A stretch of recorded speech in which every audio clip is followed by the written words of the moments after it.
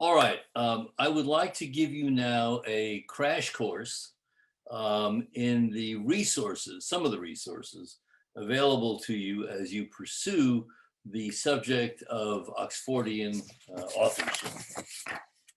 So the first book I'm going to mention is Shakespeare Identified.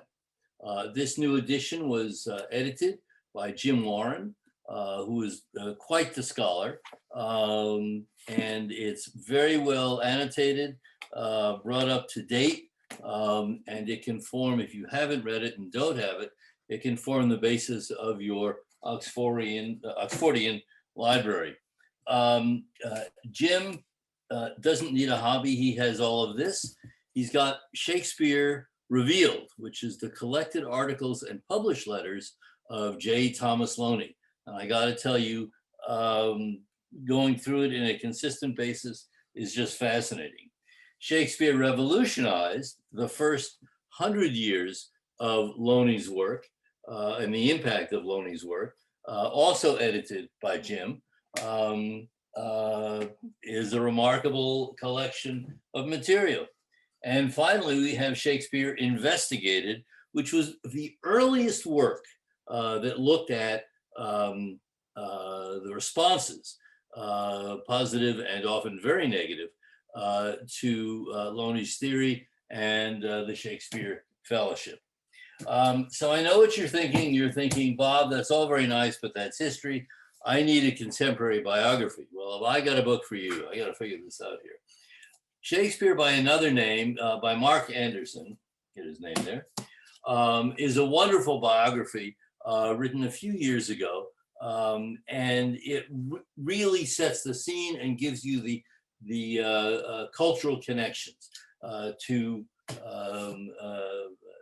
Shakespeare, to Oxford. But now you're saying, okay, that's all very nice. Now I got the biography. I want to dig a little bit more deeply into the plays. This is only one of a series of books that both exist and are planned that will analyze the plays and poems from an Oxfordian perspective. This one has been edited by Richard Whalen.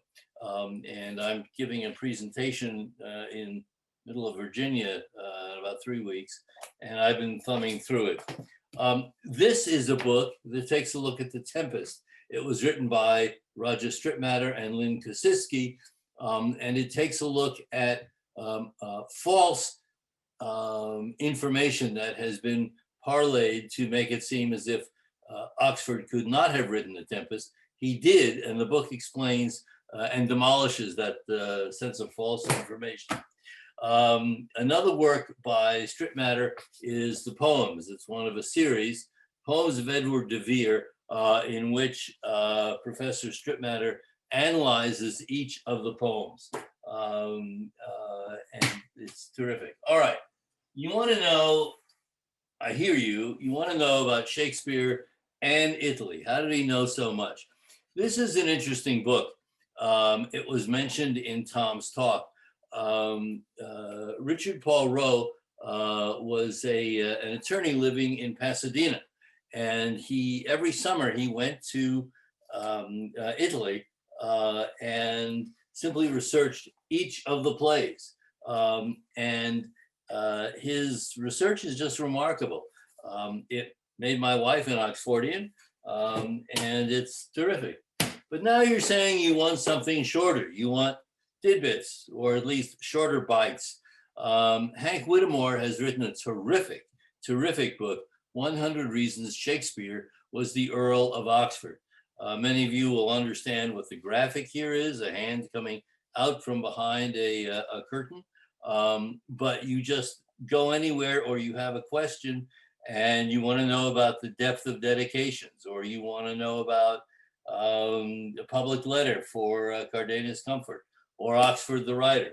It's all there. Essays by one of our leading Oxfordians, Bonner Miller Cutting, excuse me. These essays deal with the first folio. Why is it missing from Lady Anne's bed shelf? The bookshelf. Who knows what was on her bed shelf? It was the question of Oxford's £1,000 annuity, which is significant because it came at a time when he needed the money and, oh, by the way, was writing history plays that supported the monarchy. You want to know about Shakespeare Suppressed by Catherine Children.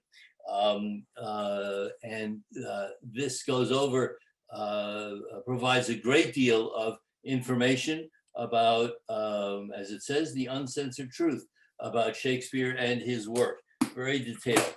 I urge you to read Shakespeare Beyond Doubt with the question mark that Tom was talking about, because you can find, as I did, at least one reference in here where someone's writing about Shakespeare's education and says Shakespeare, comma, whoever he was. That's from a Stratfordian.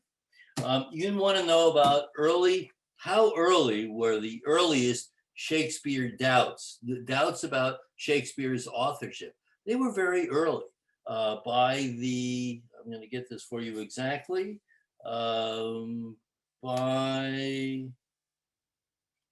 take my word for it.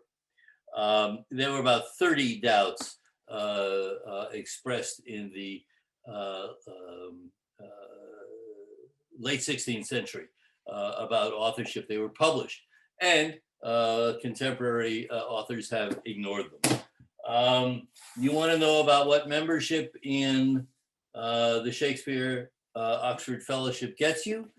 Well, here's Oxfordian 23, a peer-reviewed publication. Tom was talking about, and so was John, the signatures. There's a significant article in here that basically says that the signatures were probably written by law clerks because our boy couldn't write. There's a newsletter that comes out 4 times a year for members.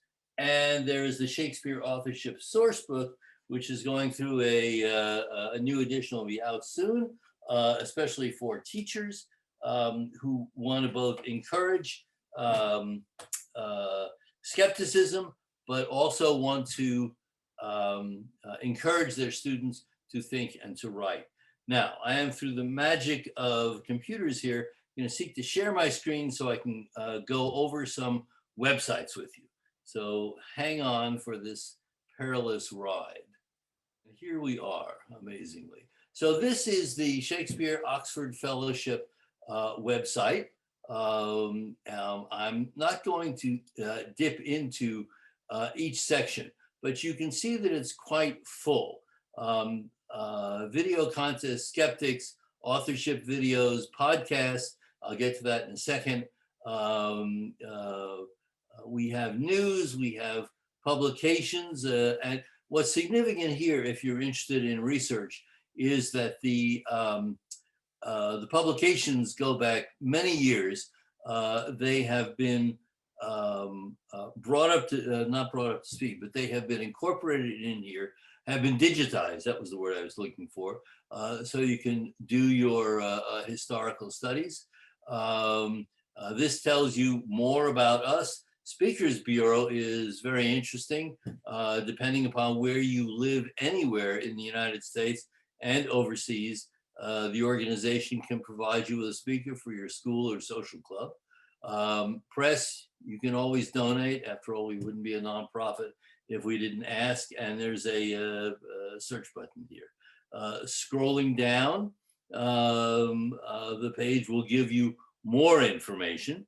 And one of the things it will tell you about is Don't Quill the Messenger, which is a podcast that comes out once every 2 weeks on the various podcast platforms. Stephen Sable, a member of the group, interviews various people. Podcasts are usually about an hour or so long. Let me see, I'm going to move down here. It is impossible in the modern world to ignore YouTube, and the Shakespeare Oxford Fellowship has a YouTube channel with many videos that are produced or were produced at conferences when we were all meeting together. And you can learn a great deal and see many of the people whom you've heard about and will read about. The De Vere Society in England has a terrific website, very well organized. And I encourage you, if you are interested in the subject or in any aspect of the subject, to take a look at it. Facebook is another platform for information.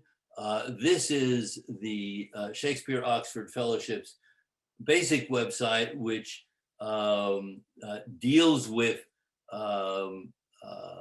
events that will take place. And this is Shakespeare, which is another website that deals with the subject. And also, it has very, very interesting and sometimes rather intense discussions about issues. There are other platforms that you can use.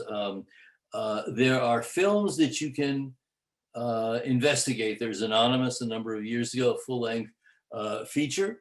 There is Cheryl Egan Donovan's video called Nothing is Truer Than Truth. There's Robin Phillips' upcoming video, Shakespeare Truth Behind the Name. And so before we sign off, oh, there's one thing I wanted to mention, a number of you commented on. We had expected to have a video by Keir Cutler.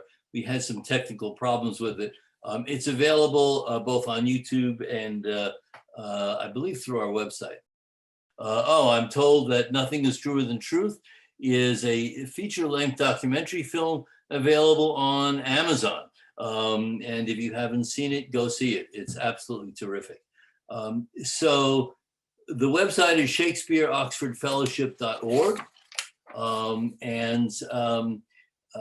Before you leave, I want to remind you that we will resume tomorrow at noon Eastern US time. Eastern, 12 noon Eastern time. Having said that, unless someone has other comments, I will say thanks a lot for being with us, and we will see you tomorrow.